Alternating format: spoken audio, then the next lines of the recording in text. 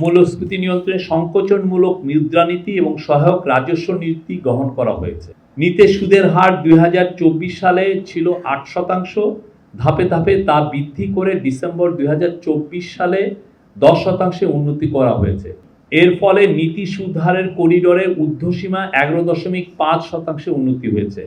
সকল প্রকার ডিভলভমেন্ট টাকা ছাপানো বন্ধ রাখা হয়েছে। কম গুরুত্বপূর্ণ অপ্রয়োজনীয় উন্নয়ন প্রকল্প বাতিল সহ সরকারি খরচ হ্রাসের সর্বোচ্চ প্রচেষ্টা অব্যাহত রয়েছে। চাল, আলু, পেঁয়াজ, ভোজ্য তেল ইত্যাদি নিত্য প্রয়োজনীয় পণ্যের উপর শুল্ক অব্যাহতি হ্রাস করা হয়েছে। ঢাকা এবং চট্টগ্রাম জেলা শহরে ওএমএস এর মাধ্যমে ডিসেম্বর মাসে সুলভে সবজি বিক্রি করা হয়েছে। দেশের 1 কোটি পরিবারকে ফ্যামিলি কার্ডের মাধ্যমে সুলভ মূল্যে পণ্য সরবরাহের কার্যক্রম বাস্তবায়ন করা হচ্ছে। ট্রাকের মাধ্যমে বিভাগীয় শহরগুলোতে তেল, চিনি, ডাল এবং রমজান উপলক্ষে খেজুর এবং ছোলা সুলভ মূল্যে সরবরাহ করা হবে। বাণিজ্য মন্ত্রণালয়, জাতীয় ভোক্তা অধিকার সংরক্ষণ অধিদপ্তর বাজার মনিটরিং কার্যক্রম জোরদার করেছে। এর ফলে প্রতিটি জেলায় 10 সদস্য বিশিষ্ট টাস্ক ফোর্স গঠন করা হয়েছে। তবে এই সকল পদক্ষেপ সত্ত্বেও আমি বলি যে 2022-23 সালে অর্থবছর হতে গড় মূল্যস্ফীতি আসলে 9% উপরে ছিল। চলতি অর্থ বছরে জুলাই মাসে পয়েন্ট টু পয়েন্ট ভিত্তিতে সাধারণ মূল্যস্ফীতি 11% ছাড়িয়ে যায়।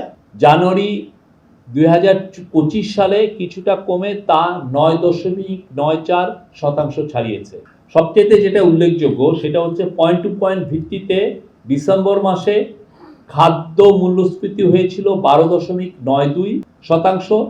জানুয়ারি 2025-এ এটা হ্রাস পেয়ে 10.72% দাঁড়িয়েছে। দ্যাট মিনস 2% এর উপর এটা কমেছে।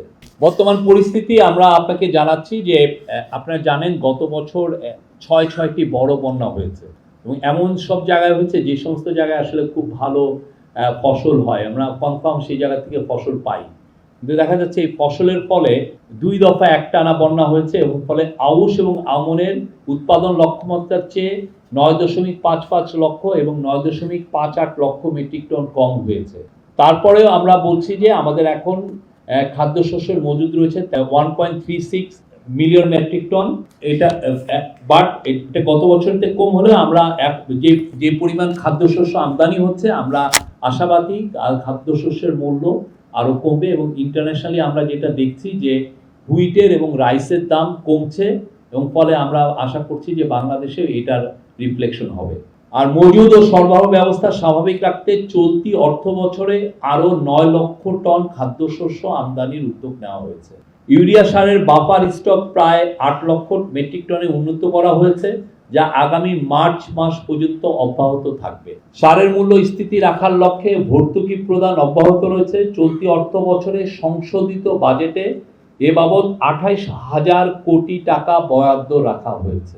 খাদ্য ভর্তুকি বাবদ চলতি অর্থ বছরে সংশোধিত বাজেটে 8,059 কোটি টাকা বরাদ্দ রয়েছে।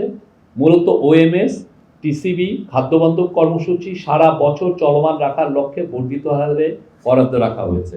বিদ্যুৎ খাতে স্বচ্ছতা ও জবাবদিহিতা নিশ্চিতকরণে বিদ্যুৎ ও জ্বালানির দ্রুত সরবরাহ বৃদ্ধি বিশেষ বিধান আইন 2010 রহিত করা হয়েছে। আপনারা জানেন এই আইনটা ছিল চুরির খুব মডেল একটা।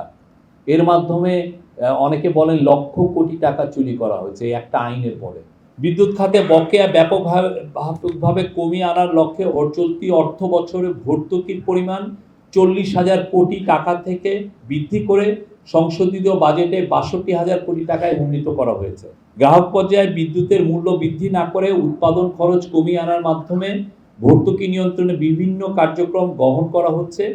এর ফলে চলতি অর্থ বছরে সর্বমোট 11,444 কোটি টাকা সাশ্রয়, প্রায় 10% ব্যয় হ্রাস করা সম্ভব হবে বলে অনুমান করা হচ্ছে।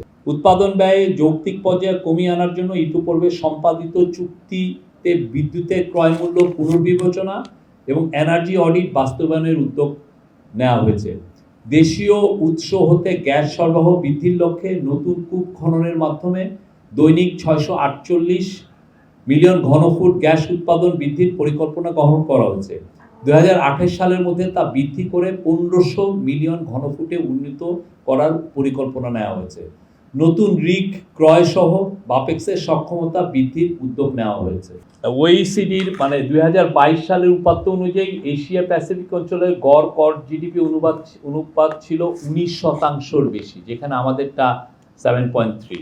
আয়কর বৃদ্ধিতে গৃহীত পদক্ষেপসমূহ যেগুলো ইন্টারিম গভর্নমেন্ট নিয়েছে সেগুলো হচ্ছে করদাতা বান্ধব পরিবেশ ও নিরবচ্ছিন্ন সেবা প্রদান নিশ্চিতকল্পে আয়কর বিভাগের পূর্ণাঙ্গ ডিজিটালাইজেশনের উদ্যোগ গ্রহণ করা হয়েছে। এছাড়া আয়কর আইন 2023-এর প্রয়োজনীয় সংস্কার প্রস্তাবের জন্য একটি টাস্কফোর্স গঠন করা হয়েছে।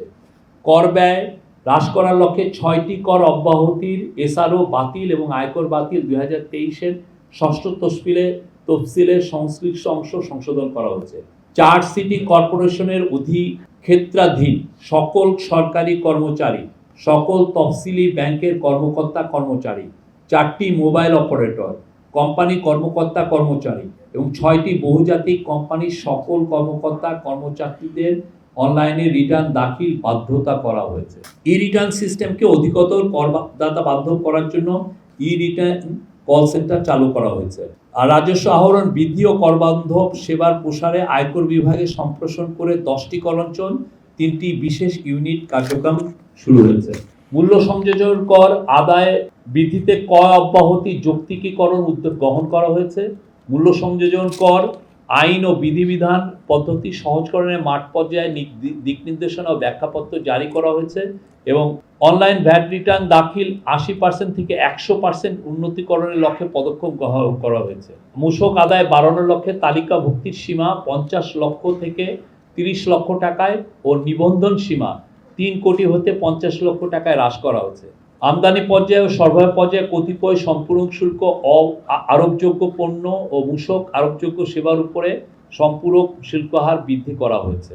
প্রফেসর ইউনূস বলেছেন, যারা যারা এই যে ব্যাংক ডাকাতির সাথে জড়িত, যাদের বিরুদ্ধে সুনির্দিষ্ট অভিযোগ আছে, তাদেরকে খুব দ্রুত আইনের আওতায় আনার কথা বলেছেন। তো সেক্ষেত্রে বাংলাদেশ ব্যাংকের গভর্নর জানিয়েছেন যে এস আলম গ্রুপ, আপনি জানেন এস আলমের বাংলাদেশে যত অ্যাসেট আছে সব ফ্রোজেন করা হয়েছে, অ্যাটাচ করা হয়েছে। তারপরে নগদের বিরুদ্ধেও কিছু অ্যাকশন নেওয়া হয়েছে। অ্যাসেট যেগুলো বাইরে যেগুলো চলে গেছে সেগুলোর বিষয়েও একটা বিশদ আলোচনা হয়েছে। আর ব্যাংকের ক্ষেত্রে উনি বলেছেন যে ব্যাংকের মনিটরিংটা আরও ইন্টেন্সিফাই করা হবে এবং 2টা ব্যাংকের উন্নতিতে উনি জানিয়েছেন যে খুব র্যাপিডলি তারা তাদের উন্নতি করেছে এবং পাবলিক সেক্টর ব্যাংকেও যাতে আরও উন্নতি হয়, সেখানে ডিসিপ্লিন ফিরে আসে, সেগুলো নিয়েও কাজ করা হচ্ছে। সেন্ট্রাল ব্যাংকের গভর্নর জানিয়েছেন যে ওনার যে ইনফ্লেশন স্ট্র্যাটেজি যেটা নিয়েছিলেন দ্যাট ইজ মানে খুব ভালো কাজ করছে এবং উনি বলছেন যে মোস্ট লাইকলি জুনের মধ্যে ইনফ্লেশন 7-8-এর মধ্যে এসে পড়বে এবং উনি বলছেন যে 3 বছরের মধ্যে এই প্রথম আমাদের ব্যালেন্স অফ পেমেন্ট পজিটিভ হয়েছে এবং at the same time policy interest রেটও দেখা যাচ্ছে যে এটা 0.1% একটা পজিটিভ টেরিটরিতে আসছে।